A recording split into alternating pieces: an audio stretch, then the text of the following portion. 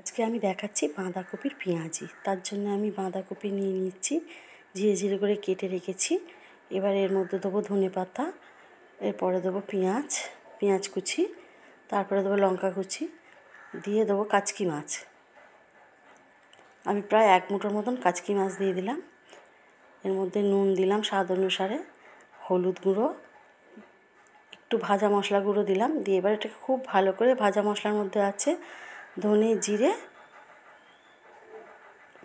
শুকনো কলায় ভেজে আমি একটু গুঁড়িয়ে রেখেছি। এরপরে দিচ্ছি 3 চামচ মতন বেসন দেবো, আর দিলাম 3 চামচ মতন চালের গুঁড়ো।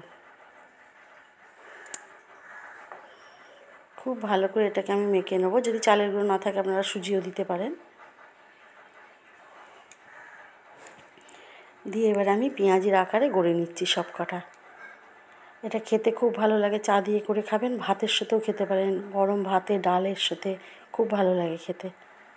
এবার আমি এগুলো ভেজে নেব সুন্দর করে, লাল লাল করে, মচমচে, খুব মচমচে হয়, করে খেয়ে দেখবেন, খুব ভালো হয়। এগুলো আমি লাল লাল করে ভেজে নেব।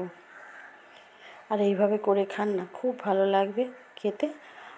আর বাঁধাকপি এই টাইমে খুব ভালো বাঁধাকপি পাওয়া যায়, বাঁধাকপির পেঁয়াজি খেতেও খুব ভালো হয়। আর তার সঙ্গে কাচকি মাছ দিয়েছি, আপনারা জানেন কাচকি মাছের খুব টেস্ট, সেই টেস্টি মাছটাও দিয়েছি, আরও ভালো হবে খেতে। এভাবে আমি সব কটা পেঁয়াজি ভেজে নেব, বাঁধাকপির পেঁয়াজি ভেজে নেব। এটা খেতে খুব ভালো হয়, বারবার বলছি, আপনারা গরম ভাতের সঙ্গে ডাল দিয়ে খাবেন, আর কিচ্ছু লাগবে না, একটু পাতলা মুসুর ডাল আর এইভাবে পেঁয়াজি। হয়ে গেছে আমার পেঁয়াজি।